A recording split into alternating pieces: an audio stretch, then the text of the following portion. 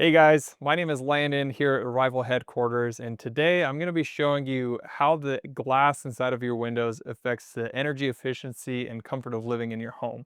I'm going to be showing you guys all the way from a clear glass double pane window all the way up through our glass package.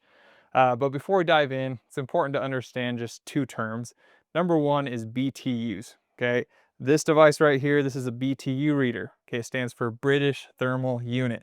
It's not as crazy as it sounds. It's just another form of heat measurement, okay? But think of it like a thermometer, but instead of measuring the temperature of the air around it, it's measuring how much heat energy is transferring through the glass. The second term is low E, which is just a metallic coating that they put on the glass to help block out heat and UV rays, as well as actually reflect heat back into the home during this cold seasons. Now, how efficiently that low E works and how long it lasts definitely depends on the quality of the window. For example, you go pick up just a standard builder's grade window, you're gonna have just one film of low E on one out of those two panes of glass to meet minimum code requirements, and you're usually gonna see issues arise after about 5 to 10 years.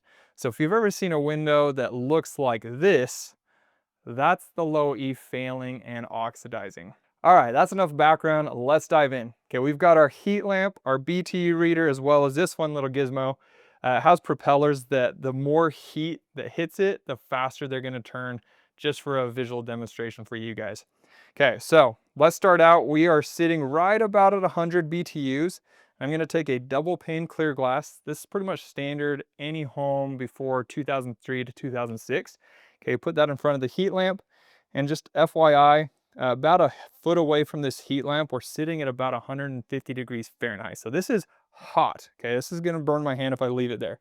Set two panes of clear glass, drops the BTUs down to 72.3. Okay, it's not terrible. This started to slow down a little bit.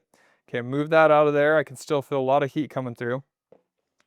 Just for fun, okay, we've put some fiberglass insulation in between some panes of glass because we see people put blankets, pillows, cardboard, styrofoam up in the windows to try to block out the heat. Let's see what this does. Okay, it drops from 100 down to 28.6. So that worked pretty well. There's only one big problem. You can't see through your window anymore. Okay, now you can see this is starting to slow down quite a bit as well. Now, big upgrade from there, you just go pick up a standard builder's grade window. This is the type of glass that they put in most new builds these days. Has one film of low E on one out of those two panes of glass. We're at 100, drops down now to 19. So even a little bit lower than throwing fiberglass in there. But the big upgrade to this is that you can actually see through the glass this time. Okay, so we're gonna take this back. You can see how much that slowed down. That's hardly moving now. Now this right here, this is our glass package. Okay, it is still two panes, but instead of having just that one coat of Low E on there, we actually have three. And they're not just little films, they're actually baked and integrated into the glass while it was still molten. So it's gonna prevent a lot of those issues that I showed you guys just a second ago, as well as block out a lot more heat and UV rays. Now on top of that, we've put argon gas in between these two airtight chambers. It's a really dense insulating gas, it's non-harmful. All of this together, you can see it drops from 100 down to 6, actually 5.5. All right, so you can see I just barely reset this thing, not moving.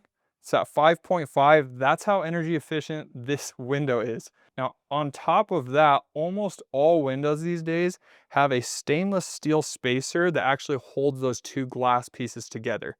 Now, the problem with that is that metal is a very good conductor of heat and cold. So all of this heat that's baking on this outside or cold during the winter is going to be touching that metal, transferring it to the inner pane, and then radiating that cold and heat back into your home. So no matter how good your glass package is, if you have metal spacers, you're still going to be radiating a decent amount of heat all the way around the edges of those windows. For that reason, rather than using these traditional stainless steel spacers, we use foam spacers, okay? Foam is a very good insulator. So we're gonna do a little test for you. We're gonna take these two spacers, we're gonna check their starting temperature here, stick them in an ice bath, and let's see what happens after a couple minutes. All right, so we've got our ice bath set up here. I've got a stainless steel and a foam spacer. We're gonna set these down, take their starting temperatures. You can see our stainless steel spacer, we are at 71. Foam spacer, we're at 79. Just because this room's a little bit colder, okay? So 71 and 79, we're gonna stick it in here, and we're gonna start our countdown. Okay, we'll give that a couple minutes, and we'll come back and check the temperature in just a minute. All right, it's been a few minutes. Let's see where we're at with our temperatures.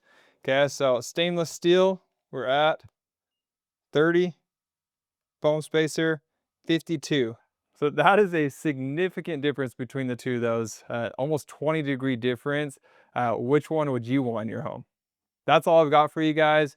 Hope we can help you guys with your windows.